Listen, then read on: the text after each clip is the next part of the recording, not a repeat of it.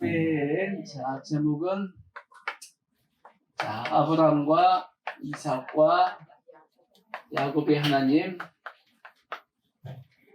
11번째입니다. 11번째. 자, 소제목으로는 오늘 약간 말씀대로 태어난 이삭입니다. 이삭. 자, 본문 말씀을 한번 보시면 창세기 21장 1절부터 한번 보시면 그렇게 지금 강조하고 있습니다. 여호와께서 말씀하신 대로 사라를 돌보셨고, 뭐 하신 대로요? 말씀하신 대로 사라를 돌보셨고, 또한 여호와께서 뭐 하신 대로? 말씀하신 대로 사라에게 행하셨으므로 사라가 임신하고 하나님이 말씀하신 시기가 되어 노년에 아브라함에게 아들을 낳으니 아브라함이 그에게 태어난 아들고 사라가 자기에게 낳은 아들을 이름하여 이삭이라 하였고, 그 아들 이삭이 난 지 8일 만에 그가 하나님의 명령하신 대로 할례를 행했다라고 그렇게 되어 있습니다. 하나님께서 아브라함을 통해서 이삭을 주셨는데 이때 아브라함의 나이가 몇 살이었냐면 100세입니다. 100세. 하나님께서 아브라함을 창세기 12장에 불렀을 때 그때 나이는 몇 살이었냐면 75세였죠. 그러니까 하나님께서 아브라함에게 이삭을 주겠다라고 약속하시고 몇 년 만에 주셨냐면 약 25년 만에 이삭을 주셨습니다. 오래 걸렸습니다. 그죠? 하나님이 약속하시고 그 약속이 이루어지기까지는 25년이 걸렸는데 25년이 그 걸린 시간이 결국은 무슨 시간이겠어요? 이것은 아브라함이 이삭이 태어날 것에 대한 확실한 믿음을 가지기까지 시간입니다. 그러니까 오늘날도 마찬가지입니다. 우리가 어떤 하나님의 약속을 받았다 할지라도 그 약속이 이루어지기까지는 시간이 걸립니다. 제가 이제 그런 말씀을 드린 적이 있는데 하나님의 약속은 거의 현찰로 오지는 않습니다. 마치 현찰로 딱 떨어지게끔 여러분한테 주시는 것이 아니고 하나님의 약속은 뭘로 오냐면 씨앗으로 옵니다. 씨앗으로. 말씀으로 옵니다. 말씀으로 오는데 그 말씀이 내 심령 가운데 확실하게 이루어지기까지는 그것이 시간이 걸리는 겁니다. 마치 씨 뿌리는 비유에서도 씨를 뿌렸죠. 그것이 길가에도 떨어지고 그것이 또한 돌밭에도 떨어지고 그것이 가시밭에도 떨어지는 겁니다. 그래서 중간에 그 말씀이 다 사라져 없어져 죽어버리는 경우도 있고 어떤 밭은 그것을 씨앗이 자라서 30배, 60배, 100배를 거둔다라고 말씀했습니다. 그러니까 그 씨앗이 싹이 트고 자라고 열매를 맺기까지는 뭐가 걸리냐면 시간이 걸립니다. 우리가 그 심령밭이 되어가지고 그 시간 동안 그 씨앗을 잘 뭐 해야 되냐면 키워나가야 되는 겁니다. 자라게 만들어야 되는 거예요. 그것이 걸리는 시간이 아브라함은 이삭을 낳기까지가 몇 년이 걸렸다고요? 25년이 걸렸습니다. 오늘날 여러분들도 각각 하나님의 말씀이 여러분의 심령 가운데 씨앗으로 이렇게 와 있단 말이에요. 그것이 나중에 열매를 낳기까지는 시간이 걸릴 겁니다. 그 시간은 누가 결정을 하냐? 실제로 여러분들이 그 말씀, 그 씨앗을 어떻게 가꾸느냐에 따라서 그 시간이 좁혀지기도 하고 늘어나기도 할 겁니다. 아멘? 좁히십시오. 어떻게 좁혀요? 하나님의 말씀대로 이루어진다는 것을 우리가 뭐 해야 되냐면 확실하게 믿어야 되는 것이죠. 그래서 이 말씀도 동일하게 그렇게 말씀합니다. 하나님이 약속하신 대로 하나님께서 말씀하신 대로 이루어졌다라는 겁니다. 그러니까 우리는 어떤 믿음을 가져야 되냐? 하나님이 말씀하신 것은 반드시 뭐 해진다? 이루어진다라고 하는 그 확실한 믿음을 가지고 있어야 된다 하는 겁니다. 그러니까 지난주에도 비슷한 말씀을 드렸는데 하나님은 신실하시다고 그랬죠. 또 다 성경에 보면 하나님은 미쁘시다라는 말씀이 성경에 많습니다. 자, 로마서 3장 3절을 보시면 그렇게 로마서 3장 3절 보시면 자, 어떤 자들이 믿지 아니하였으면 어찌하리요? 그 믿지 아니함이 하나님의 무엇을? 미쁘심을 피하겠느냐? 미쁘다는 뜻이 뭐라 그랬죠? 믿으실 만하신 분이라는 거지. 이쁘다는 뜻이 아니고 믿을 만한 분이시다 그 뜻입니다. 성경에 미쁘다는 표현이 상당히 많습니다. 자, 히브리서 10장 23절도 보시면 또 약속하신 이는 뭐 하시니? 미쁘시다라는 거예요. 그러니까 우리는 믿는 도리와 소망을 움직이지 말고 뭐 하자고요? 굳게 잡자라고 말씀을 하고 있는 겁니다. 그 외에도 하나님이 미쁘시다라는 말씀은 성경에 상당히 많습니다. 중요한 것은 하나님이 미쁘시다는 것은 그만큼 하나님은 믿으실 만한 그러한 분이다. 그렇게 성경은 이제 말씀하고 있는 겁니다. 성경을 보면 하나님은 약속하시고 하나님의 그 약속에 이루신 역사, 사건들은 엄청나게 많이 있습니다. 창세기 때 보면 아브라함 이전에도 그런 사건들이 있었죠. 노아에게 찾아오셨습니다. 노아에게 찾아와서 가지고 내가 이제 이 땅을 심판하겠다. 뭘로 심판하겠다? 물로서 심판하겠다라고 말씀하셨고, 그 물로 심판할 테니까 너는 뭘 지어라? 방주를 지어라 하고 말씀하셨고, 그래서 노아가 열심히 방주를 지었고 나중에 120년 후에 이 땅에 비가 내렸고 홍수가 났고, 그래서 모든 인간이 다 심판을 받았습니다. 유일하게 누구만 살았냐? 노아와 그 가족만 살았다라고 성경이 말씀하고 있습니다. 하나님이 말씀하셨고 그 말씀대로 뭐 했다? 이루어졌다라는 거예요.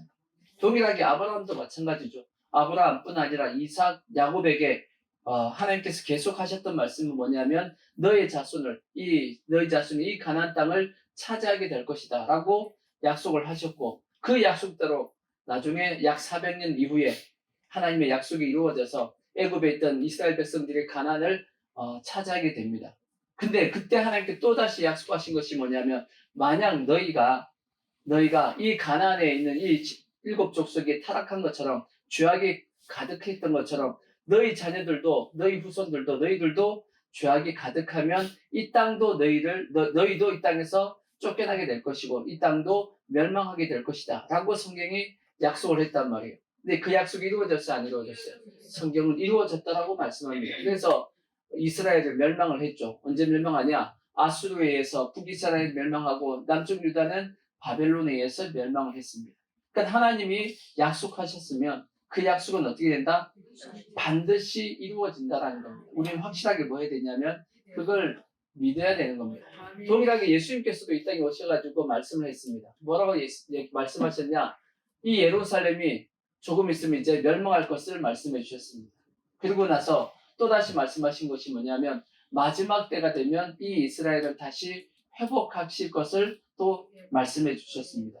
그래서 역사적으로 보면 AD 70년에 로마의 디도 장군이 와가지고 예루살렘을 멸망시켰습니다. 예수님이 말씀하신 대로 예루살렘은 멸망을 했습니다.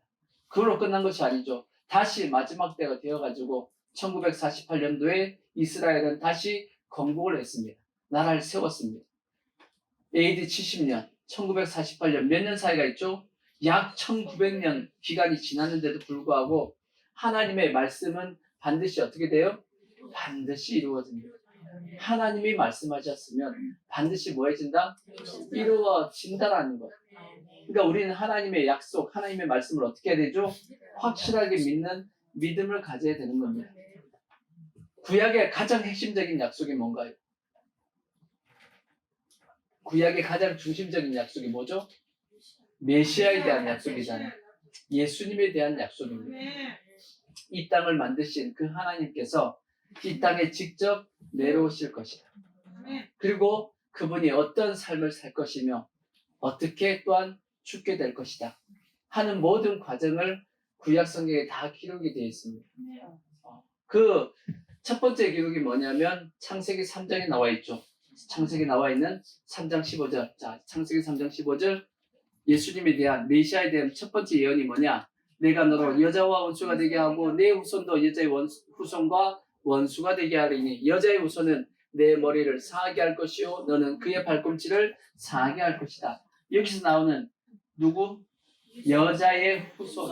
여자의 후손이 예수님에 대한, 어떻게 보면 창세기부터 나와 있는 제일 처음에 나와 있는 메시아에 대한 말씀입니다. 여자의 후손. 이 땅의 모든 사람은 다 누구의 후손이죠? 남자의 후손이지만 유일하게 남자 없이 이 땅에 태어난 사람이 누구냐면 예수님입니다. 예수님은 성령으로 잉태하셨기 때문에 여자의 후손으로서 이 땅에 태어나셨고, 그리고 나서 창세기로부터 시작해가지고 계속 예수님에 대한 예언의 말씀이 성경 곳곳에 다 기록이 되어 있습니다.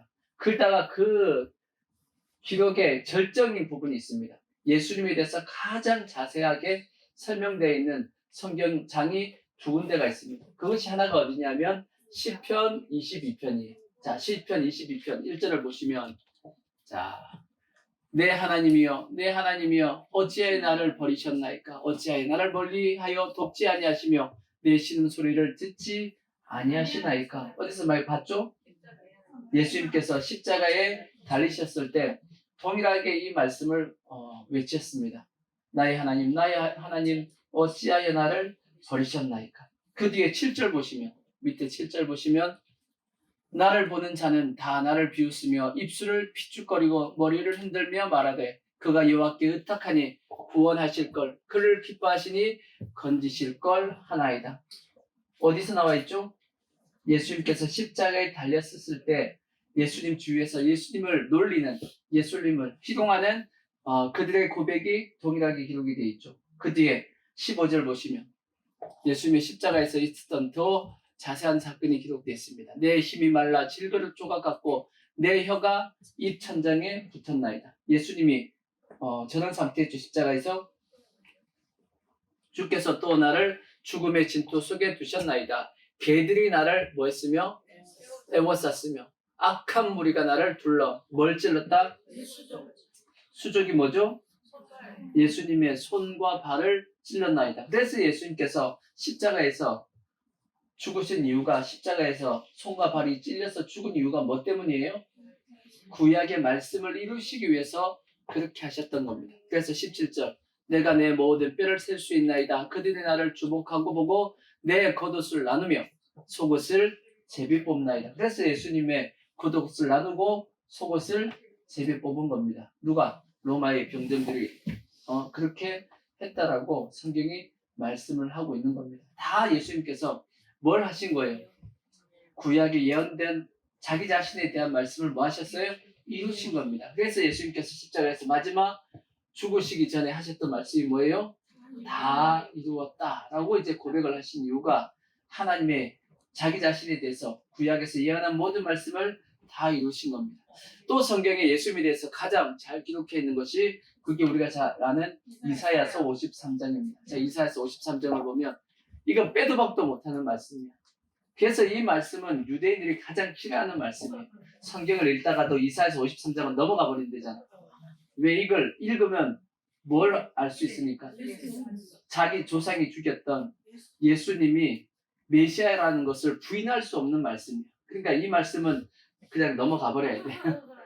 왜? 예수 믿는 사람에게는 이것이 확실한 뭐가 되냐면 예수님에 대한 믿음의 증거가 되지만 믿지 않는 사람들은 이 말씀을 보면 거북스러운 말씀이 있거든.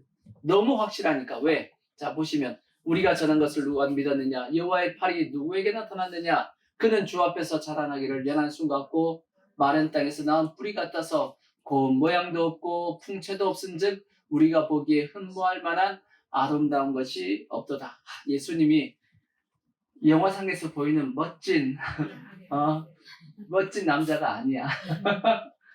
아시겠죠? 고운 모양도 없고 풍채도 예수님이 그렇게 없었나 봐. 그러니까 우리가 보기에 뭐가 없어요? 흠모할 만한 아름다운 것이 없는 모습이었대. 자, 3절 그는 멸시를 받아 사람들에게 버림받았으며 강고를 많이 겪었으며 질고를 아는 자라. 예수님께서도 많은 고통을 당하셨다는 거예요. 마치 사람들이 그에게서 얼굴을 가리는 것 같이 멸시를 당하였고 우리도 그를 귀히 여기지 아니하였도다. 그는 실로 우리의 질고를 지고 우리의 슬픔을 당하였거든. 그러니까 예수님께서 십자가에 죽으시고 고난 당하신 것은 누구 때문이에요? 우리 때문이야. 우리의 질고 때문이고 우리의 슬픔 때문이라고. 우리는 생각하기를 그는 징벌을 받아 하나님께 맞으며 고난을 당한다 하였노라. 그가 찔림은 우리의 허물 때문이고 그가 상함은 우리의 죄악 때문이고 그가 징계를 받는 것도 우리가 평안을 누리고 그가 채찍에 맞음으로 우리는 나음을 받았도다. 우리는 다 누구 같아가지고 말도 안 듣는 양 같아가지고 그를 행하며 각기 제 길로 갔거늘 여호와께서는 우리 모두의 죄악을 그에게 담당시키셨도다. 그가 곤욕을 당하여 괴로울 때에도 그의 입을 열지 아니했으며 마치 도수장으로 끌려가는 어린 양과 털 깎는 자 앞에 잠잠한 양같이 그의 입을 열지 아니하였도다. 그러니까 예수님께서 대답을 안 하셨어요. 우리 같으면 변명을 하고 해야 되는데도 불구하고 재판장에서 예수님께서 그냥 묵묵부답이야 가만히 있어. 왜 그랬냐? 누구 때문이에요?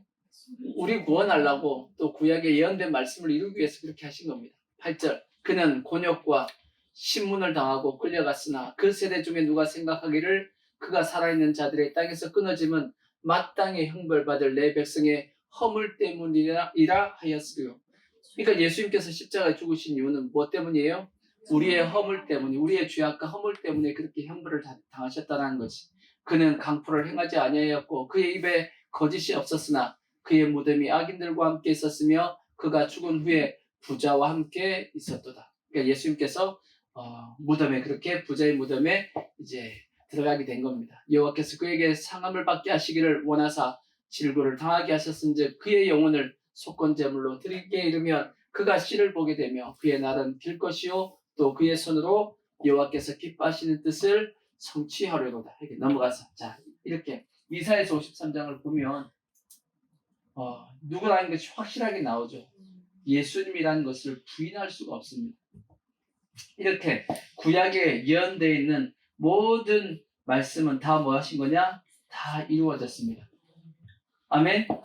근데 중요한 것은 이미 하신 약속 중에서 성경의 약속 중에서 이루신 것이 있고 문제는 아직까지 뭐 하지 않은 약속이 있냐면 이루어지지 않은 약속들이 있습니다.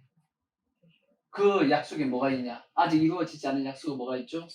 예수님의 재림에 대한 약속이 있습니다. 아직 이루어지지 않았죠. 또 휴거죠. 예수님이 재림하실 때 우리는 휴거하게 될 겁니다. 휴거. 또 죽은 자의 부활입니다. 예수 믿고 죽은 자의 부활, 또 나중에 예수 믿지 않은 자의 죽은 자의 부활도 있다고 그랬어요. 생명의 부활과 심판의 부활이 있다라고 또 성경이 말씀하고 있으니까 아직 이 말씀은 이루어지지 않았습니다. 그 다음에 또 천년왕국이 있죠. 천년왕국에 대한 예언의 말씀이 있고 또 천년왕국이 끝나면 새 예루살렘 성이 있습니다. 그리고 영원한 불못도 있습니다. 이러한 어떤 약속들은 아직 뭐한 거죠? 이루어지지 않았습니다. 그러니까 우리가 알 수 있는 건 지금까지 하셨던 모든 약속이 이루어진 걸 보면 아직 이루어지지 않은 그 약속들도 이루어질 거다 안 이루어질 거다? 이루어질 거다라는 것을 우리는 뭐 할 수 있죠? 확실하게 알 수가 있는 거죠.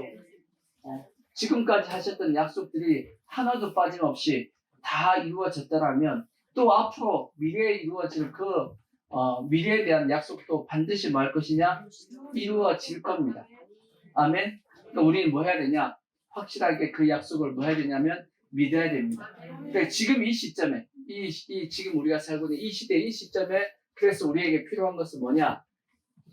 아직 이루어지지 않은 가장 큰 사건이 뭐예요? 예수님의 재림입니다. 예수님의 재림입니다. 그러니까 우리는 뭐 해야 되냐면 예수님의 재림을 준비하는 신앙을 가져야 됩니다. 그럼 예수님의 재림을 어떻게 준비해야 되냐? 첫 번째 제일 중요한 건 뭐냐면 믿어야 돼. 뭘 믿어야 돼요? 예수님의 재림을 믿어야 될 거 아니야. 왜? 하나님의 약속이 아무리 강력하고 능력이 있고 다 이루신다 할지라도 그 약속에 대한 혜택을 받는 사람이 있고 혜택을 못 받는 사람이 있죠. 그 차이는 딱 한 가지라고 말씀을 드렸습니다. 그 차이가 뭐죠? 믿냐 안 믿냐입니다. 그래서 히브리서 4장 2절에 그렇게 말씀했잖아요. 히브리서 4장 2절 자 보시면 그들과 같이 우리도 복음 전함을 받은 자이나 들은 바 그 말씀이 그들에게 유익하지 못한 것은 듣는 자가 뭐하지 않았기 때문이에요? 믿음과 결부시키지 않았기 때문이다. 그렇게 말씀하고 있는 겁니다. 그러니까 믿으면 그 모든 말씀의 혜택을 다 받습니다. 그 말씀의 능력이 우리에게 이루어집니다. 안 믿으면 절대 안 이루어집니다. 그러니까 주님이 오셨을 때 다시 재림하신다라고 약속했으니까 분명히 주님은 뭐 하실 거냐? 오십니다. 재림하십니다. 믿으셔야 돼요? 믿는 것이 일단 우리가 준비하는 것이고 그 자가 저는 뭐 할 거라고 보냐면 들림 받을 거라고 봅니다. 일단 주님의 재림을 믿어야지 들림을 받지. 아멘? 그리고 나서 그 자가 나중에 어디에 들어가냐? 천년왕국에 들어가게 될 것이고 나중에 새 예루살렘까지 들어가게 될 겁니다. 확실하게 우리는 뭐 하셔야 되냐면 믿어야 됩니다. 구원도 마찬가지죠. 누가 구원을 받아요? 믿는 자가 받는 거야. 하나님은 예수님을 통해서 모든 자를 구원할 수 있는 능력을, 구원할 수 있는 말씀을 다 주셨습니다. 하지만 누구만 구원을 받냐면 그 말씀을 믿는 자만 구원을 받는 겁니다. 아브라함도 마찬가지죠. 아브라함, 지금 오늘 말씀에 아브라함이 이삭을 낳았습니다. 이삭이 낳았는데 아브라함이 이삭을 낳기까지 하나님께서 아브라함에게 요구하신 것이 뭐죠? 믿음이었다라고 말씀했어요.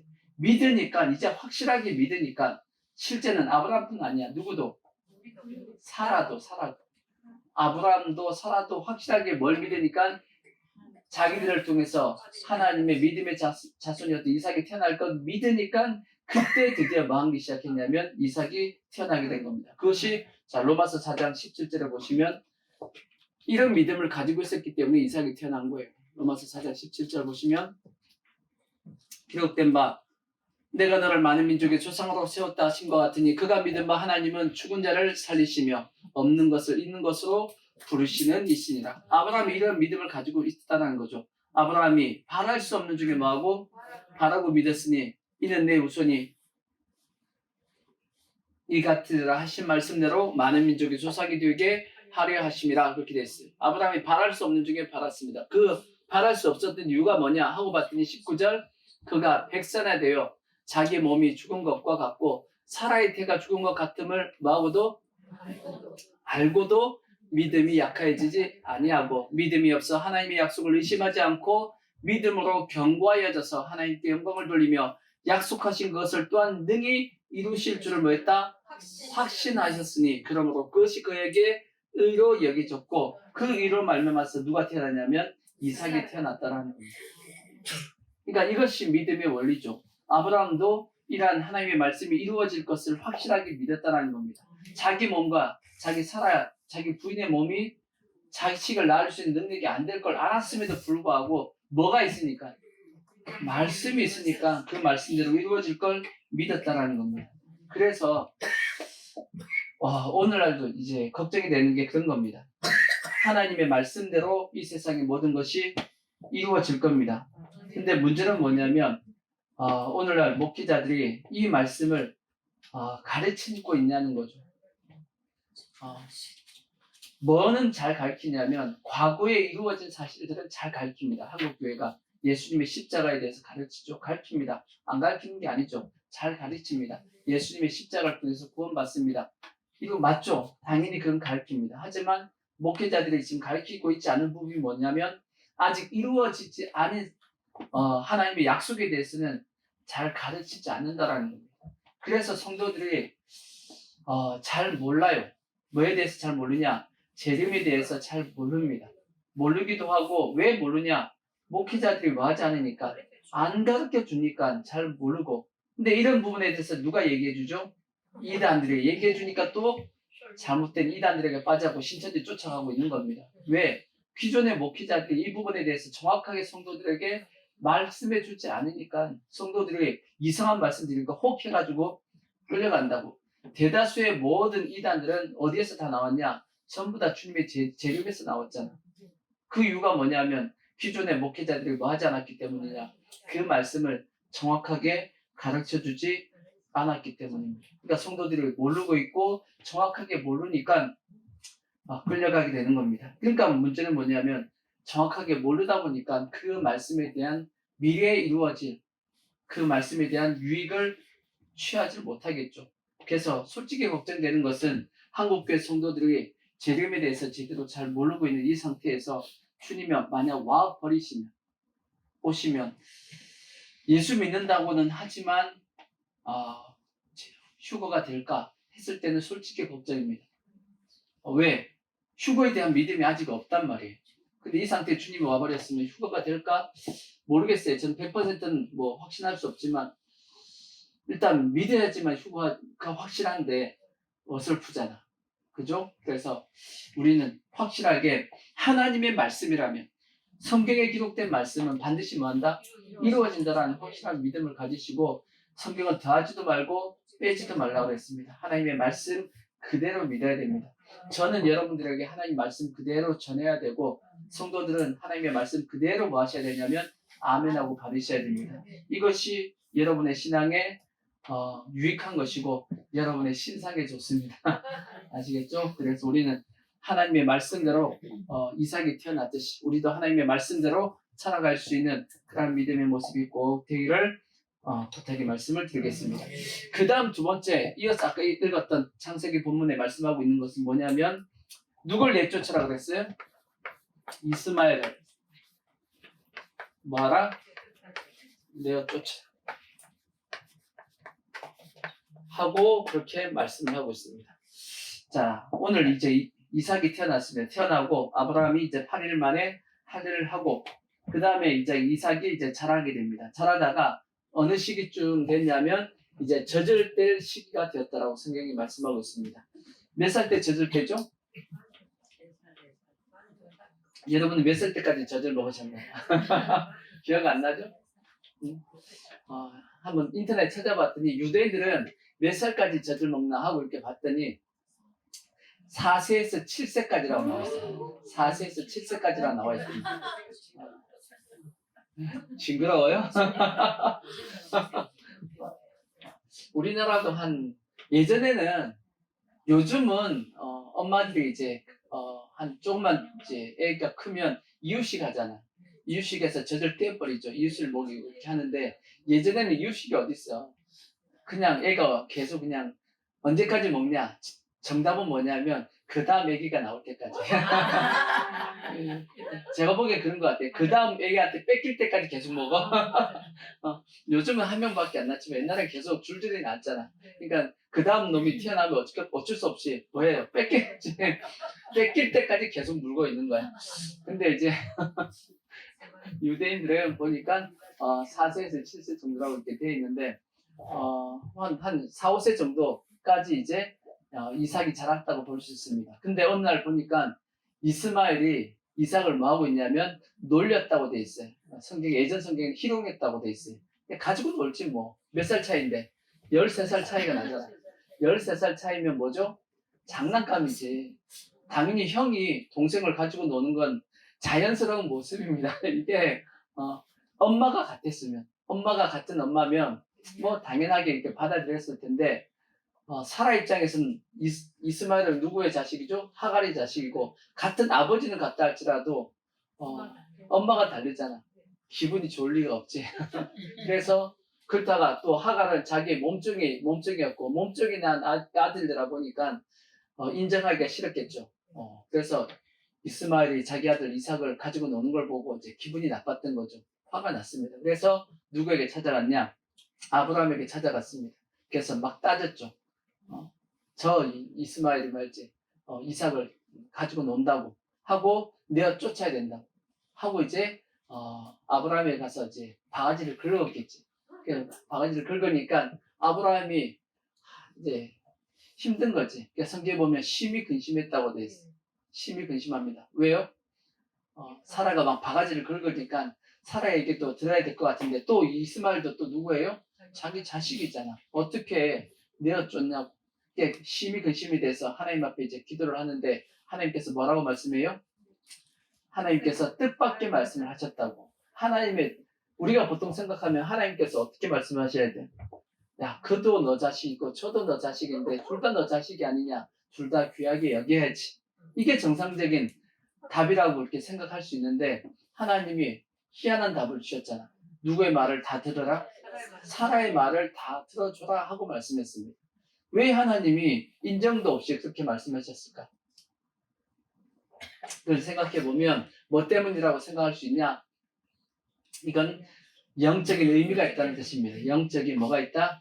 의미가 있다. 영적인 뜻이 있기 때문에 하나님께서 이스마엘을 내어쫓는 것을 허락해 주신 겁니다.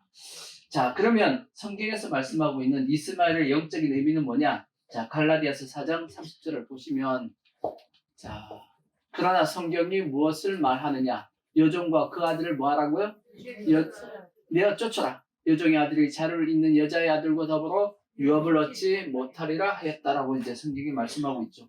동일하게 아까 읽었던 창세기 21장에 보면 동일하게 유업을 같이 이을 수 없다라고 그렇게 말씀을 하고 있습니다.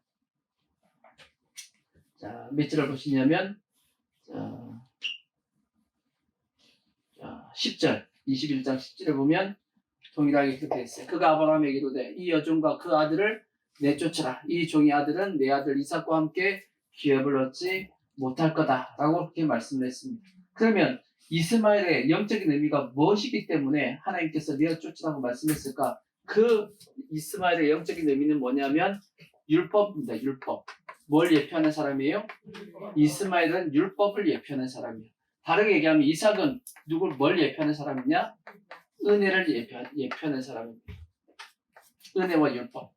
그래서 이 은혜와 율법은 뭐 할 수 없다라고 말씀하냐면 유업을 뭐 할 수 없다? 함께 이어받을 수 없다는 거예요. 함께 이어받을 수 없다라고 성경이 그렇게 말씀을 하고 있는 겁니다. 그래서 하나님께서는 이스마엘을 내어쫓으라 하고 말씀을 하고 있는 겁니다. 그래서 오늘은 이제 뭐에 대한 말씀을 드릴 거냐면 이 율법에 대해서 왜 내어쫓아야 되는지에 대한 말씀을 한번 질문 형식으로 이제 한번 질문과 답변 형식으로 한번 말씀을 드려볼게요. 자, 첫 번째 질문을 이렇게 한번 해보겠습니다. 뭔 질문이냐? 율법은 무엇이며? 율법은 무엇이며? 그 다음에 율법의 종류는 뭐냐? 어떤 종류가 있냐? 하는 것을 한번 먼저 보자고요. 율법이 뭐죠? 율법은 뭐냐? 율법은 간단하게 얘기하면 뭐냐면 시내산에서 하나님께서 모세에게 주신 말씀이 율법입니다. 언제? 시내산에서 누구에게? 모세에게 주신 하나님의 말씀이 뭐다? 그것이 율법입니다. 그래서 그 내용은 우리가 이제 출애굽기 20장부터 쭉 기록이 되어 있고, 그 다음에 레위기서에도 기록이 되어 있습니다. 그 종류는 크게 세 가지가 있습니다. 첫 번째가 뭐냐면, 첫 번째가 도덕법이 있어요. 도덕법이 있고, 그 다음에 두 번째가 민법이 있어요. 민법. 그 다음에 세 번째가 뭐냐면 제사법이라든지, 그 다음에 여러 가지 의식이라든지, 그 다음에 절기라든지, 이런 내용들, 이런 것들이 있습니다. 율법의 종류는 세 종류입니다. 도덕법, 민법. 민법은 뭐냐면 인간들끼리 이렇게 모여 살다 보면 여러 가지 이해관계가 있단 말이에요. 이해관계가 있는데 그것에 대해서 어떻게 하라 하는 말씀이 그것이 민법입니다. 그 다음에 제사와 여러 가지 의식들, 그리고 우리가 어떻게 해야 된다 의무도 있고, 그 다음에 어떻게 절기를 어떻게 지킬 것이냐 하는 그런 내용들이 뭐냐면 전체적으로 보면 율법의 내용이 그렇게 되어 있는 겁니다. 근데 두 번째 또 질문, 율법을 통해서 구원을 받을 수 있냐 없냐? 율법을 통해서 구원받을 수 있어요 없어요? 있나요 없나요? 답은 갈라디아서 2장 16절에 기록이 되어 있어요. 갈라디아서 2장 16절 보시면 사람이 의롭게 되는 것은 율법의 행위로 말미암음이 맞다 아니다? 아니다라고 되어 있어요. 오직 예수 그리스도를 믿음으로 말미암은 줄 알므로 우리도 그리스도 예수를 믿나니 이는 우리가 율법의 행위로서가 아니고 그리스도를 믿음으로써 의롭다함을 얻으려 함이라. 율법의 행위로서는 의롭다함을 얻을 육체가 있다 없다? 없다. 답은 율법으로는 구원이 가능하다 가능하지 않다? 가능하지 않다라는 게 답입니다. 자, 밑에 21절도 보시면 21절, 내가 하나님의 은혜를 피하지 아니하노니 만일 의롭게 되는 것이 율법으로 말미암았으면 그리스도께서 헛되이 죽으셨다라고 말씀하고 있습니다. 그래서 구원은 율법을 통해서 구원은 된다 안 된다? 안 된다라고 성경이 말씀하고 있습니다. 그러면 세 번째, 이게 중요합니다. 율법을 왜 주셨냐?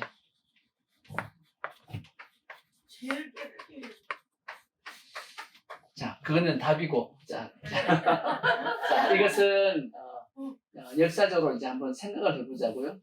율법을 언제 주셨다고요? 시내산에서 모세에게 주셨습니다. 모세에게 시내산에 주셨죠. 자, 한번 그 상황을 한번 이제 재현해 보자고요. 이스라엘 백성들이 애굽에 살다가 하나님께서 이스라엘 백성들을 구원해 주셨습니다. 뭘 통해서? 유월절을 통해서 구원해 주셨죠. 그리고 유월절을 통해서 구원해 주신 이후에 시내산에 오기까지 그 기간이 얼마냐면 2달 걸렸습니다. 약 2달 걸렸어요. 2달 만에 시내산에 도착했단 말이에요. 그 사이에 어떤 사건이 발생했냐? 유월절 사건이 있었죠. 그 다음에 유월절 지나고 나서 바로 나와가지고 어디로 가게 되었죠? 홍해 왔잖아. 홍해를 건넜습니다. 엄청나게 큰 사건이죠. 그 다음에 홍해를 건너자마자 발생했던 사건이 뭐냐? 뭔 사건이 발생했죠? 물이 없어가지고 쓴물을 단물로 만드는 사건이 그 사이에 있었죠.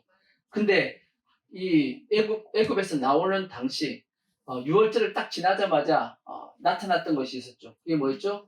구름 기둥과 불 기둥이 있었습니다. 그러니까 그 구름 기둥과 불 기둥이 어디로 인도했냐면 홍해로 인도했고 홍해를 지나게 만들었고 그 다음에 마라의 사건이 있었고 그 다음에 또 그 다음 사건이 뭐냐면 만나의 사건이 있어. 만나가 있었고 그 다음에 메추라기 사건이 있었고 그 다음에 반석에서 물이 나는 사건도 있었습니다. 그 다음에 아말렉과의 전쟁도 있었습니다. 요 사건이 다 언제 이루어진 사건이냐면 이 6월절로부터 나와가지고 시내산 가기까지 약 2달간 있었던 사건입니다. 사건이 엄청나게 많았죠. 이스라엘 백성들이 전적인 하나님의 역사를 통해서 애굽을 나왔고 근데도 불구하고 이스라엘 백성들 2달 지났지만 성경에 한번 보십시오. 하여튼 문제가 생길 때마다 뭐하고 있죠? 하나님과 모세를 뭐하냐면 원망합니다. 불평하고 뭐만 없으면 왜 데리고 나왔냐고 말이지. 꼭 누구 같아요? 여러분 같아? 근데 이제 그런 상황에서 시내산 앞에 도착했단 말이에요. 하나님께서 모세를 불렀습니다. 시내산에 올라가라는 거죠. 그래서 모세가 시내산에 올라갔습니다. 며칠 동안 있었죠? 40일 동안 있었습니다. 약 40일 가까이 좀 됐습니다. 좀 되니까 밑에서 난리가 난 겁니다. 이스라엘 백성들이 난리가 났어. 왜? 아니 모세가 올라간 지 40일 되었는데 문제가 뭐냐면 저 시내산은 보니까 먹을 것도 없어. 사람이 40일 동안 살 수가 없는 그런 지역이란 말이에요. 그러다 보니까 밑에서는 생각하기를 어떻게 생각한 거예요? 모세가 저 하나님께서 뭐 쾅쾅쾅쾅 하고 하다 보니까 하나님께서 모세를 죽이셨나 보다. 모세가 죽었나 보다. 이게 걱정이 된 거지. 그러다 보니까 이스라엘 백성들이 아론을 찾아와가지고 큰일 났습니다. 모세는 죽은 것 같습니다. 이제 어떻게 하죠? 해가지고 그들이 만들어낸 게 뭐죠? 금송아지를 만들었단 말이에요. 금송아지를 딱 만들어가지고 이것이 너희를 애굽 땅에서 인도해낸 신이고 이제 이 신이 너희를 가나안까지 이제 들어가게 만들 거다 하고 금송아지를 만들었단 말이에요. 근데 그 금송아지를 만드는 것을 하나님께서 위에서 이렇게 딱 보고 계시더니 모세에게 얘기합니다. 모세야, 내 백성이 부패했다. 이미 안 되겠다. 그러면서 하나님께서 모세에게 제안을 합니다. 내가 그냥 싹 쓸어버리고 내가 너하고 다시 민족을 시작하자. 너희 조상 아브라함에게 내가 약속했지만 그거 싹 지워버리고 내가 다시 너를 통해서 다시 나라를 이제 한번 세워보자 하고 얘기했더니 모세가 아멘 하고 얘기한 게 아니고 아멘 안 하고 절대 안 됩니다. 그러면 하나님이 뭐가 되겠습니까? 하나님이 그 조상에게 얘기하시고 그것도 이루지 못하실 그런 하나님이라고 주위의 이방나라 백성들이 그렇게 하나님을 그렇게 말하지 않겠습니까? 하나님 절대 안 됩니다 하고 막 만류해가지고 하나님께서 알았다 하고 이제 말씀하셨잖아. 그리고 나서 이제 하나님께서 모세에게 2돌판을 찍어서 이제 내려보냈습니다. 그러니까 모세가 이제 2돌판을 들고 내려옵니다. 내려가서 막상 이스라엘 백성들 딱 봤어요. 우상을 섬기는 모습을 봤단 말이에요. 모세가 어떻게 했어요? 화가 나가지고 2돌판을 집어 던져버렸어요. 왜 던졌을까? 무거워서 던졌을까? 너무 무거워해서 집어 던졌을까? 왜 던졌을까요? 일단 화가 난 건 맞지? 화가 났을 거예요. 화가 나서 던졌다. 그럼 화가 났다고 무조건 돌판 던져야 돼? 여러분 화가 났다고 다 집어 던져? 왜 집어 던졌을까? 돌판 왜 던졌죠? 모세는 어떤 마음에 집어 던졌을까? 일단 화가 나서 던진 건 맞아. 그러니까 승질난다고 그러면 다 집어 던져야 돼요? 그건 아니잖아. 뭔가 모세도 어떤 마음이 있었겠지. 집어 던졌을 때 뭔가 이유가 있었겠죠. 여러분 같으면 무슨 이유 같아?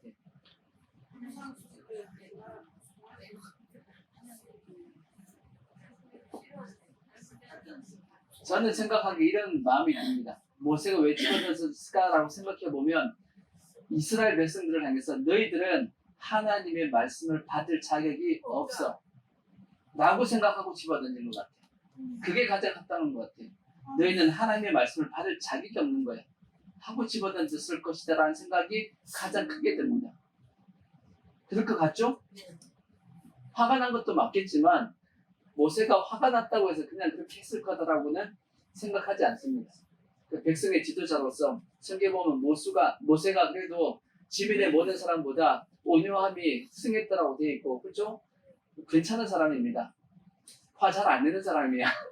근데 화가 났다고 다 집어던졌을까? 라고 생각하기보다는 아마도 이스라엘 백성들 하는 꼴을 보니까 너희들은 하나님의 말씀을 받을 자격이 없어 라고 생각을 했던 것 같아요. 그래서 집어던졌을 것, 저는 그렇게 생각이 듭니다. 그러고 나서 모세가 얘기하길 누구든지 하나님 편에 있는 사람 나와 했더니 누가 튀어나왔냐면 레위 지파가 튀어나왔죠. 그래서 레위 지파가 얘기하길 너희는 다니면서 내 형제와 이웃을 친구를 치라고 얘기합니다. 그래서 그 나라에 이제 죽인 사람이 우상 숭배하다가 죽은 사람이 약 3,000명이 죽었다라고 얘기합니다. 그리고 나서 모세가 하나님 앞에 다시 올라가가지고 하나님 앞에 싹싹 빕니다. 뭐라고 빌어요? 성경에 보면 하나님 만약 이 백성, 이 우상 숭배하는 이 백성을 용서하지 않으실 거라면 내 이름을 하나님의 생명책에서 지워달라고 합니다. 와, 그랬더니 하나님께서 누구든지 하나님의 생명책에서 지워지는 것은 그 사람의 죄를 통해서 지워지는 거지 남의 죄를 위해서 그렇게 한 법은 없다라고 말씀하시면서 용서해 줄 것을 얘기해 줍니다. 하나님께서 모세의 그 진한 기도죠. 그 이상 진한 기도가 어디 있겠어? 이런 기도한 사람이 사도 바울이잖아요. 바울과 같이 이 딱 성경에 보면 두 사람이 나와 있습니다. 모세와 바울. 자기 민족을 극히 사랑한 사람입니다. 근데 이제 그리고 나서 모세가 내려왔습니다. 그리고 모든 우상 숭배한 것에 대해서 다 이제 수습을 했어요. 수습을 하고 나서 했더니 하나님께서 다시 모세를 부릅니다. 모세야, 모세야. 시내산이 다시 올라와라 하고 모세를 다시 부릅니다. 근데 올라올 때 그냥 올라오지 말고 내가 너한테 준 돌이 있잖아. 돌 2판. 그거 왜 깨뜨렸어 그거. 그거 똑같이 만들어서 가지고 올라오라고 얘기하거든요. 글씨는 쓰지 마. 글씨는 내가 쓸 테니까 두 돌판을 만들어서 가지고 올라와. 야, 모세가 한번 생각해봐요. 가지고 내려오는 것을 가져갈 수 있는데 가지고 올라가는 건 만만치 않은 시내산에. 근데 뭐 돌판이 조금 했겠어요?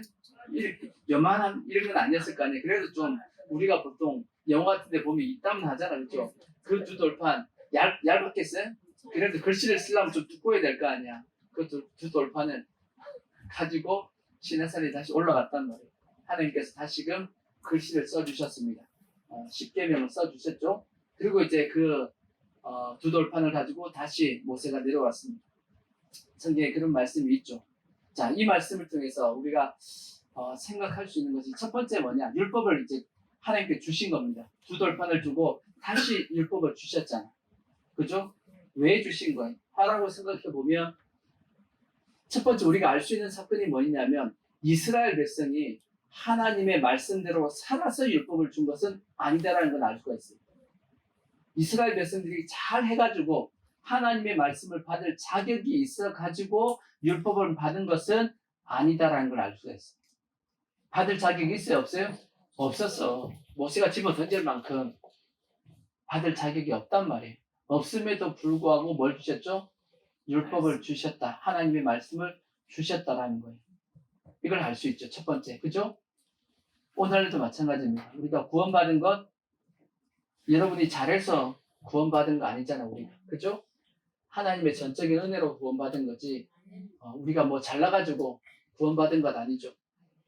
구원받았다는 것 자체는 곧 뭘 받았다는 뜻이냐면 하나님의 말씀을 받았다는 겁니다. 그 말씀이 우리를 영생하게끔, 구원하게끔 만들기 때문에. 그죠? 이 말씀을 받았다는 것 자체가 뭐냐면 하나님의 크신 은혜를 받았다는 뜻입니다. 마찬가지로 여러분이 세상 나와서 전도하잖아요. 전도. 복음을 전하죠. 어떻게 보면 그 복음이 실제는 하나님의 가장 큰 은혜를 베푸는 모습일 거다라고도 생각할 수 있어요. 세상 사람들에게 여러분이 전도하는 것이 하나님께서 그들에게 베풀어 주신 가장 큰 은혜입니다. 왜? 구원받을 수 있는 길을 열어주게끔 하는 것이 뭐냐면 전도니까. 그죠? 그러니까 여러분 전도하실 때 그런 마음을 가지고 전도하십시오. 내가 너희들에게 뭐하노라? 은혜를 베푸노라 하고 전도하시면 돼요. 무슨 거지? 틀린 얘기는 아니잖아. 맞잖아요. 그들이 그 말씀을 보고 구원도 받을 수 있잖아. 구원받을 수 있잖아. 이 세상에 가장 큰 게 구원인데. 그러니까 전도할 때 자신감 있게 이렇게 전도하세요. 부끄러워가지고 축가막 그렇게 하지 마시고 믿으세요. 이렇게 주시라고. 뭐라고 이게? 하나님의 은혜입니다. 이게 이 전도지가 하나님의 뭐다? 은혜다. 이걸 알 수가 있고. 하여튼 그래서 첫 번째 알 수 있는 것은 그들이 잘나가지고 하나님께서 율법을 주신 것은 아닌 것 같다 하는 걸 알 수 있고, 또 하나는 이스라엘 백성들이 죄를 짓잖아. 또 짓는 걸 보니까 죄를 될 수 있으면 못 짓게 하려고 율법을 주셨다라고도 볼 수 있죠. 죄를 짓지 말라고 주신 부분도 있다라고 볼 수 있고, 또 한 부분은 죄를 지었다 할지라도 회개할 수 있는, 용서할 수 있는 구원, 죄사함을 받을 수 있는 길을 주신 겁니다. 그것이 뭐냐? 제사법이잖아. 제사법. 그것도 율법이지. 그것도 되고. 그러니까 가장 큰 건 그럼 뭐냐? 죄를 뭐하게끔 하기 위한 거냐면 깨닫게 하기 위해서 주신 것이 뭐냐면 율법입니다. 뭘 통해서 알 수 있냐면 이스라엘 백성들이 밑에서 송아지를 만들었잖아. 송아지를 만들면서 그들은 하나님 앞에 뭐라고 이렇게 얘기를 했냐면 이렇게 얘기한 부분이 나옵니다. 자, 출애굽기 32장을 보시면 4절 보시면 이런 말씀이 나와. 아론이 그들의 손에서 금고리를 받아서 부어서 조각칼로 세게 송아지로 형상을 만드니 그들이 말하되 이스라엘아 이는 너희를 애굽 땅에서 인도하여 낸 너희의 신이로다 하는지라. 아론이 보고 그 앞에 제단을 쌓고 이에 아론이 공포하여 이르되 내일은 뭐다? 여호와의 절일이니라 하니 이튿날 그들이 일찍 일어나 번제를 드리며 화목제를 드리고 백성이 앉아서 먹고 마시며 일어나서 뛰놀더라 그렇게 말씀했어요. 왜 저기 보면 여호와의 절일이라고 하면서 하나님의 절기를 지킨다, 하나님의 날을 지킨다라고 얘기합니다. 뭘 놔두고? 금송아지를 놔두고 지금 그렇게 하고 있는 겁니다. 그러니까 이스라엘 백성들은 어떤 생각을 가지고 있다라는 거예요. 지금 금송아지를 섬기는데 그들은 지금 누굴 섬긴다고 지금 생각하고 있는 거예요. 여호와 하나님을 섬긴다고 생각하고 있다는 뜻이에요. 그러니까 뭘 못하고 있다는 뜻이죠? 죄가 뭔지를 분별 못하고 있다는 뜻이야. 한국 속담에, 한국 속담은 아닌 것 같아. 똥 오줌은 구별 못하는 거야. 쉽게 얘기하면 이게 똥인지 오줌인지 똥인지 된장인지 구별 못하는 거야. 이해가 되시죠? 그래서 하나님께서 뭘 주셨다? 율법을 주신 겁니다. 뭘 하라고? 죄가 뭔지 깨닫게 하기 위해서 주신 것이 율법을 주신 목적이라는 겁니다. 왜? 이스라엘 백성들의 상황 자체를 보니까 저들은 지금 우상을 섬기고 있음에도 불구하고 누굴 섬긴다라고 지금 얘기하고 있죠? 하나님을 섬긴다라고 얘기하니까 이것이 뭘 못하고 있냐? 똥오줌을 지금 분별 못하고 있는 거예요. 똥인지 된장인지도 분별을 못하고 있으니 그래서 성경은 그렇게 말씀을 하고 있는 겁니다. 자, 로마서 4장 15절을 보시면 4장 15절 보시면 율법은 진노를 이루게 하나니 율법이 없는 곳에는 뭐도 없다? 범법함도 없다. 율법이 죄라고 얘기하니까 그게 죄가 되는 거다라고 말씀을 하고 있는 거고, 로마서 5장 13절도 비슷하게 말씀을 하고 있어요. 죄가 율법이 있기 전에도 세상에 있었으나, 그쵸? 율법이 있기 전에 죄라는 게 있었어요, 없었어요?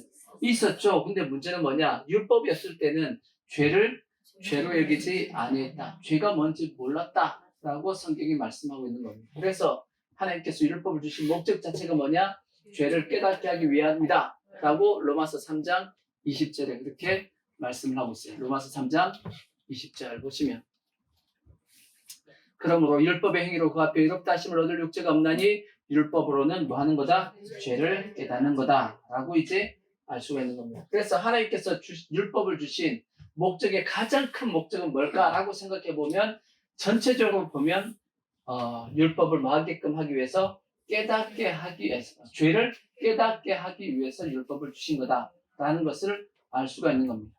근데 문제가 생겼어요. 무슨 문제가 생겼냐? 이스라엘 백성들이 또다시 하나님께서 율법을 주신 목적을 착각한 겁니다. 어떻게 착각했죠? 율법을 통해서 죄를 깨닫고, 죄를 깨달았다는 건 결국 뭘 깨달았다는 얘기냐면 자기의 연약함을 깨닫는다는 뜻이죠. 연약함을 깨달았다는 것은 결국은 뭔 뜻이냐면 자기의 연약함 때문에 하나님 앞에 나아갈 수 없었는데 하나님께서 자기 연약함을 용서해 주시는 그 길을 열어주셨고, 그래서 그 은혜로 사는 거다라 그까지 가야 됩니다. 그까지 가야 되는데 이스라엘 백성들은 어떻게 착각했냐? 하나님께서 율법을 주신 목적은 뭐냐? 율법을 잘 지켜서 그 율법을 통해서 의롭게 돼야지 라는 쪽으로 이제 잘못된 해석을 하게 된 겁니다.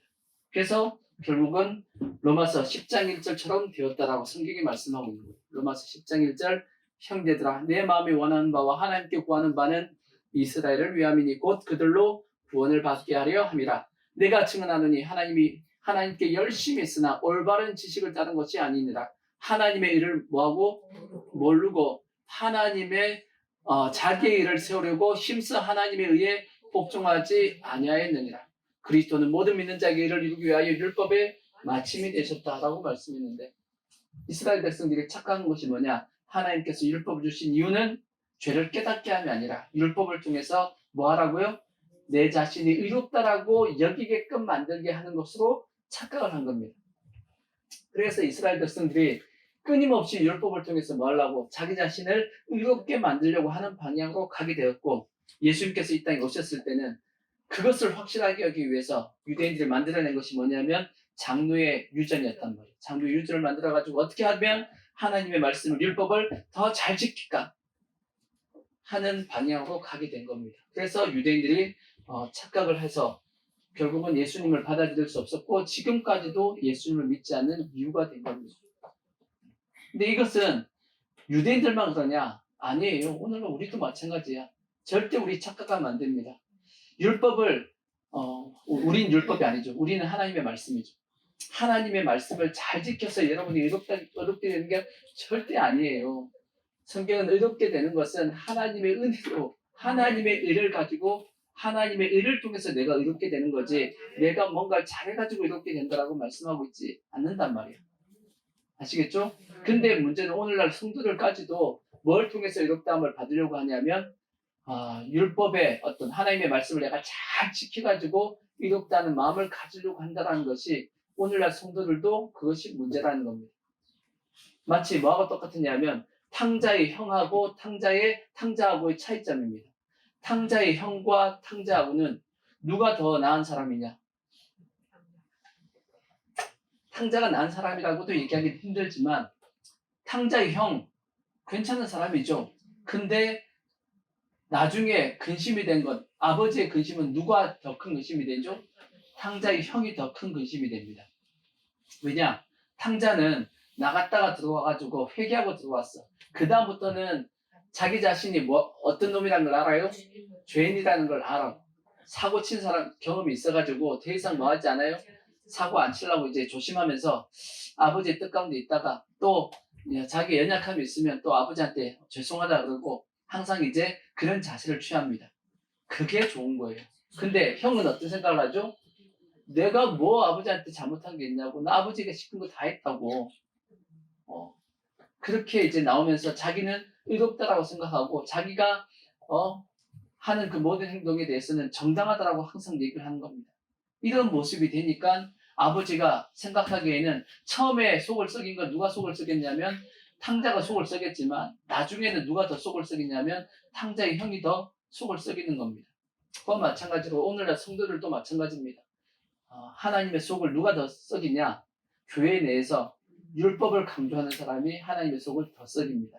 자기가 뭐하다라고 생각하는 사람, 의롭다라고 생각하는 사람이 속을 더 썩입니다. 죄인이라 할지라도 자기가 연약함을 깨닫고 죄인임을 깨닫고 하나님 앞에 자기 연약함을 늘 고백하는, 그리고 하나님의 은혜 없이는, 주님 은혜 없이는 저는 살 수 없습니다 라고 고백하는 사람이 하나님께서 기뻐하시는 모습이에요. 거기까지 가기를 하나님께서 우리에게 원하시기 때문에 주신 것이 뭐냐? 그것이 율법이라는 겁니다. 이해가 되시죠? 그 다음에 또 율법을 주신 목적이 하나가 더 있습니다. 그게 뭐냐? 자, 갈라디아서 3장 19절을 보시면 그런즉 율법은 무엇이냐? 범법함으로 더하여 진 것이라. 천사들을 통하여 한 중보자의 손으로 베푸신 것인데 언제까지 있다? 약속하신 자손이 오시기까지 있을 것이라. 율법은 언제까지 있는 거다? 약속하신 자손이 오기까지. 약속하신 자손이 누구죠? 그 앞에 16절을 보면 누구다? 자, 이 약속들은 아브라함과 그 자손에게 말씀하신 것인데 여러 가르쳐 자손이라 하시 아니하시고 오직 한 사람을 가르쳐 내 자손이라 하셨으니 곧 누구다? 그리스도다. 그러니까 율법은 언제까지 있는 거예요? 예수님께서 이 땅에 오실 때까지 있는 것이 율법이다 라고 말씀을 하고 있는 겁니다. 그래서 율법의 마침이 누구다? 예수님이 율법의 마침이 되는 겁니다. 그래서 이것은 이 역사적으로 시대적으로 보면 구약과 신약으로 나누는 겁니다. 그러니까 구약은 율법이 지배했던 시대고 신약은 예수님이 오셨기 때문에 율법이 마침이 되셨습니다. 예수님께서 다 이루셨다 하셨기 때문에 그거는 역사적인 것이고 개인적인 우리도 마찬가지예요. 개인적인 우리가 언제까지 율법이 있어야 되냐? 누가 오기까지? 예수님이 오시기까지 내 속에는 뭐가 있어야 되냐면 율법이 있어야 됩니다.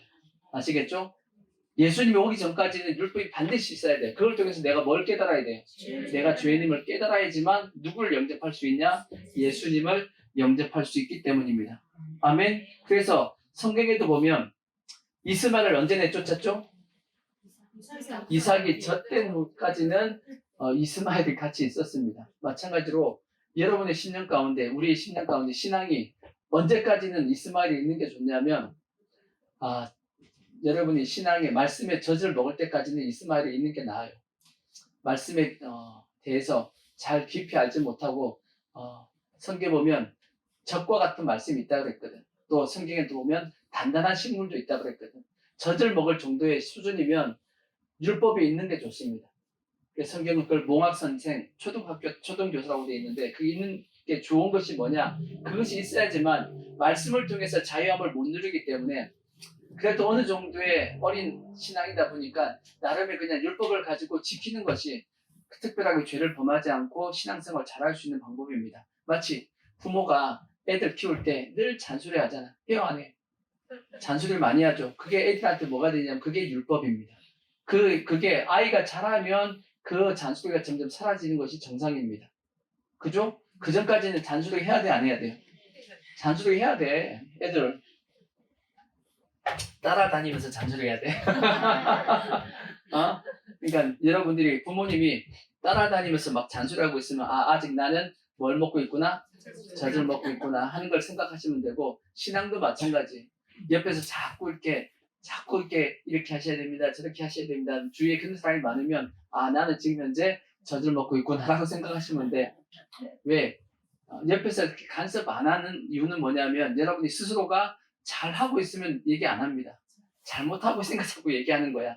아시겠죠? 그러니까 젖을 떼기까지는 이스마엘이 존재해야 된다 라는 걸 우리가 그래서 알 수 있습니다. 그래서 이제 갈라디아서 3장 24절에 보면 뭐가 오면 이제 나가야 되냐? 율법이 나가야 되냐? 자, 이같이 율법이 우리를 그리스도께로 인도하는 초등교사가 되어 우리로 하여금 믿음으로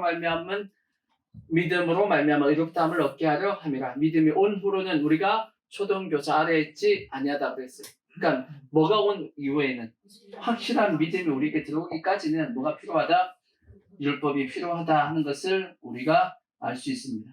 그러면 네 번째, 왜 율법이 필요하냐? 왜 율법을 내쫓아야 하는가? 율법을 내쫓아야 하는가? 하는가라는 질문을 해보면 왜냐하면 율법을 통해서 율법을 내 신령 가운데 담아두고 있는 사람은 두 가지 현상이 생깁니다. 첫 번째는 뭐냐면 율법을 잘 지키는 사람은 뭐 하게 되냐면 교만해집니다. 교만해지면 사라지는 게 뭐냐면 하나님의 은혜가 사라집니다. 그러니까 신앙생활 잘 하는 것 같은데 은혜스럽게 하지 않고 율법을 하시는 분들이 있어. 근데 그런 분들은 신앙생활을 되게 잘하는 것 같아. 근데 본인은 알아요. 뭘 느끼냐면 요 속에 뭐가 없다는 걸 느끼냐면 은혜가 없다는 걸 느껴. 은혜가 없으면 딱 뭐가 없어지냐면 예수 믿는데 기쁨이 없어. 예수 믿는데 내 안에 평안과 기쁨이 없습니다. 여러분 잘 기억하셔야 돼. 여러분이 지금 신앙생활을 하고 있는데 예수를 믿는데 기쁨이 없다 라고 생각하면 여러분은 지금 현재 뭘로 하고 있는 거냐면 율법으로 신앙생활을 하고 있는 거예요. 근데 예수 믿는데 늘 기쁨이 있고 평안이 있다 하면 그 사람은 하나님의 은혜 가운데 지금 현재 신앙생활을 하고 있는 겁니다. 그는 누가 얘기해 주지 않아도 본인 스스로가 알아서 하셔야 돼요. 본인 스스로 깨달으십시오. 기도하면서 나는 율법으로 하고 있냐 은혜로 하고 있냐 이렇게 확인해 보셔야 돼요. 그 다음에 또 정반대로 율법을 가지고 있는 분들 중에서 율법을 잘 못 지키시는 분들 있잖아. 못 지키는 분들은 계속 신앙이 뭐하고 있냐면 눌립니다. 나는 왜 이렇게 못하지? 라고. 그리고 뭐에 대한 생각을 가지고 있냐면 두려움을 가지고 있어. 뭐에 대한 두려움이 있냐면 내가 이렇게 하나님의 뜻대로 못 살고 있는데 하나님 앞에 혼나면 어떻게 하지? 저주받으면 어떻게 하지? 이런 두려움으로 신앙생활 하시는 분들이 있어. 그게 지금 현재 율법으로 신앙생활 하고 있다는 특징입니다. 아시겠죠? 예수 믿는데 자꾸 하나님의 심판에 대한 두려움이 있다. 그거는 지금 현재 율법 때문이에요. 아시겠죠? 뭐 하셔야 되냐면 내쫓아야 됩니다. 아시겠죠? 성경은 하나님을 향한 온전한 사랑이 뭘 내쫓는다? 율법. 자, 내가 말씀 잘못했어. 자, 요한 1서 4장 17절. 4장 17절 보시면 자, 이로써 사랑이 우리에게 온전히 이루어진 것은 우리로 심판날에 담대함을 가지게 하려 함이니 그러나 주께서 그러하신 것 같이 우리도 이 세상에서 그러하다. 사랑 안에 뭐가 없고 두려움이 없고 온전한 사랑이 뭘 내쫓는다? 두려움을 내쫓는다 그랬다고. 두려움에는 형벌이 있습니다. 두려워하는 자는 사랑 안에서 온전히 이루지 못한다라고 되어 있어요. 그러니까 내 속에서 두려움이 있다는 것은 그러니까 결국은 내가 율법으로 행하기 때문에 두려움이 생기는 것이고 그래서 우리가 뭐 하면 온전히 주님을 사랑하고 그 은혜 가운데 살면 뭘 내쫓는다? 두려움을 내쫓고 결국은 율법을 내쫓게 되는 겁니다. 그래서 우리는 절대 두려움으로 신앙생활을 하면 안 돼. 하나님 앞에 저주받을까봐 주의를 지키시면 안 돼. 내가 저주받을까봐 혼날까봐 11조하고 내가 주를 위해서 뭐 하면 안 됩니다. 그건 이미 내가 뭐에 잡혀있다는 뜻이냐면 율법에 잡혀있다는 뜻이야. 절대 그렇게 신앙생활을 하면 된다 안 된다? 안 되고 그건 과감하게 뭐 하셔야 된다? 내쫓고 하나님의 은혜와 사랑을 온전하게 받아들이셔야 됩니다. 그래서 우리는 율법을 뭐 해야 되냐? 내쫓아야 된다. 그러면 율법을 내쫓고 난 이후에는 어떻게 되냐? 이후에는 어떻게 해야 되냐? 성경은 어떻게 하라고 말씀하냐면 주님이 주신 새 계명이 있어. 그 새 계명이 뭐죠? 주님 주신 새 계명 서로 사랑하여라. 그렇죠? 주님께서 우리에게 새 계명을 주셨다고. 서로 뭐 하라고요? 사랑하라고 말씀해 주셨죠. 그러니까 사랑은 그래서 율법의 뭐다? 완성이다라고 말씀을 했잖아. 하나님을 사랑하고 내 이웃을 내 몸과 같이 사랑하는 것이 첫째 되는 계명이고 둘째 되는 계명이다라고 예수님께서 말씀을 하셨듯이 아멘. 사랑하면 율법을 다 지키는 겁니다. 하나님을 온전히 사랑하는 마음을 가지고 또한 이웃을 온전히 사랑하는 마음을 가지고 신앙생활을 하게 되면 그것이 내가 뭘 다 지키는 거냐? 율법을 다 지키는 거다라고 예수님께서 말씀을 해주셨다고. 아멘. 그래서 율법을 다 내어쫓는다고 해서 내 마음대로 사는 것이 아닙니다. 내 마음대로 살게끔 안 되게 돼 있어. 왜? 뭘 더 사랑하니까? 하나님과 이웃을 사랑하게 되니까 모든 행동이 다 뭘로 되어지냐면 사랑으로 되어지는 겁니다. 그걸 주님께서 우리에게 요구하시는 겁니다. 그러기 위해서는 뭐 해야 된다고 말씀하냐면 뭘 내쫓아야 된다고요? 율법을 내쫓아야 된다는 거예요. 아멘. 이러한 원리에서 성경은 율법을 내쫓으라고 말씀하고 있으니까 우리는 온전히 뭐 해야 되냐면 율법을 내쫓으시고 내 신령 가운데 하나님의 은혜와 그 사랑을 가지고 우리가 살아가는 삶이 되어야 될 것이고 더 나아가서 그 하나님의 은혜와 사랑을 세상 가운데 이렇게 전하는 삶이 되어져야 되지만 그것이 하나님께서 우리에게 원하시는 신앙의 모습입니다. 모든 성도들이 이렇게 해서 율법을 확실하게 내어쫓고 하나님의 은혜와 사랑으로 살아갈 수 있는 그러한 믿음이 꼭 되시기를 부탁의 말씀을 드리겠습니다.